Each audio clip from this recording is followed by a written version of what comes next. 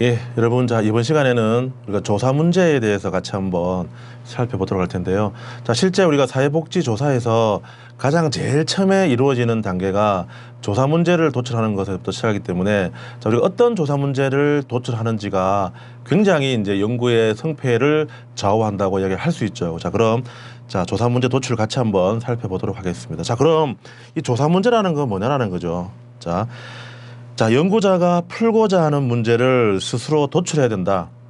내가 어떤 쪽에 관심이 있는지, 내가 정말 알고 싶은 것은 무엇인지에 대해서 연구자 스스로가 조사 문제를 결정을 하고, 그리고 만들어져 있는 이 조사 문제에 대한 답이 뭔지 스스로 자료 수집하고 분석해서 결과에 이르는, 여기에 전반적인 과정을 우리가 조사 문제라고 이야기하죠. 뭐 예를 들면 내가 관심 있는 분야는 뭐 장애인이야, 아동이야, 청소년이야 라고 정해지고 나면, 예를 들면 장애인이라고 내가 키워드를 정했다면 장애인이 가지고 있는 어떠한 문제가 있을까? 뭐 신체적인 문제, 경제적인 문제, 정서적인 문제, 또 뭐 여러 가지 문제가 있겠죠. 자, 그중에서도 장애인은 신체적 장애가 있기 때문에 정상적인 경제활동을 하기 굉장히 힘들다. 그 주위에 있는 장애인분들 보면 거의 직업을 가지고 있는 장애인분들이 별로 없기 때문에 장애인들의 어떤 경제적인 문제가 얼마나 심각한지 정말 알아보고 싶어. 그래서 장애인들의 경제적인 문제가 얼마나 심각한 상황인지, 그리고 이러한 경제적인 문제를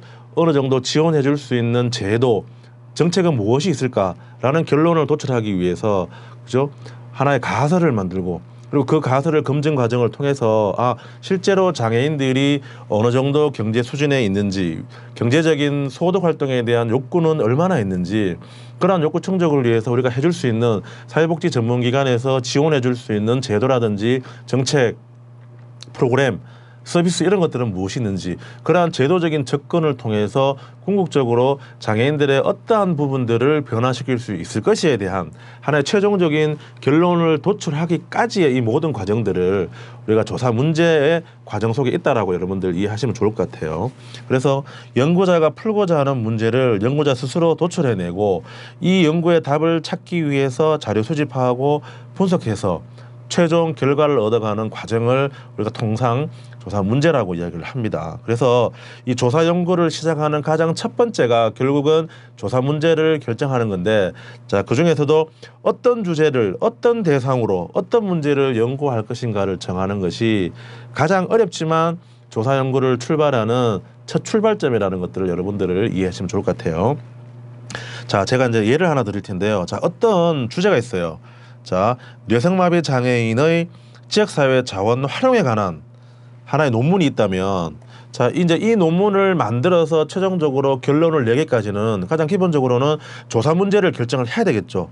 자, 앞서 말씀드렸던 것처럼 어떤 주제를 연구 대상으로 내가 할 것이며 어떤 문제를 연구를 할 것인가를 이제 일단은 결정을 해서 최종 연구되어져 있는 하나의 보고서 형식이 논문이겠죠. 그죠? 논문. 그 논문의 주제가 뇌성마비 장애인의 지역사회 자원 활용에 관한 연구라고 보면, 자, 이 논문 주제를 가지고 한번 우리가 역으로 자, 조사 문제를 찾아가는 과정들을 간략히 한번 살펴드리도록 하죠. 자, 예를 들면, 자, 제일 첫 번째는 이제 장애인들이 가지고 있는 문제에 대해서 관심을 가졌고, 그다음에 여러분들 잘 아시는 것처럼 장애 15종, 장애인의 어떤 15가지 종류 중에서 나는 뇌성마비 주에 TV에 보니까 굉장히 뇌성마비 장애인분들이 신체적인 장애가 타 장애에 비해서는 굉장히 이제 힘들다 보니까 소득 활동을 거의 못 하시는 것 같아. 그래서 이분들의 어떤 경제적인 자립을 도모해 줄 수 있는 무언가가 없을까 고민을 해봤죠. 해보다 보니까 자, 1차적으로는 이분들의 어떤 경제적 이 문제, 그러니까 경제적인 문제가 왜 생기냐라고 이야기를 하니까, 특히 이제 뇌성마비 장애인분들은 송기능이 전반적으로 마비되어 있고 어느 장애가 계시고, 그다음에 마비되어 있는 부위도 사지에 걸쳐서 다양하게 나타난다. 그러다 보니까 다른 장애보다 직업적인 능력이 굉장히 떨어지게 돼 있다.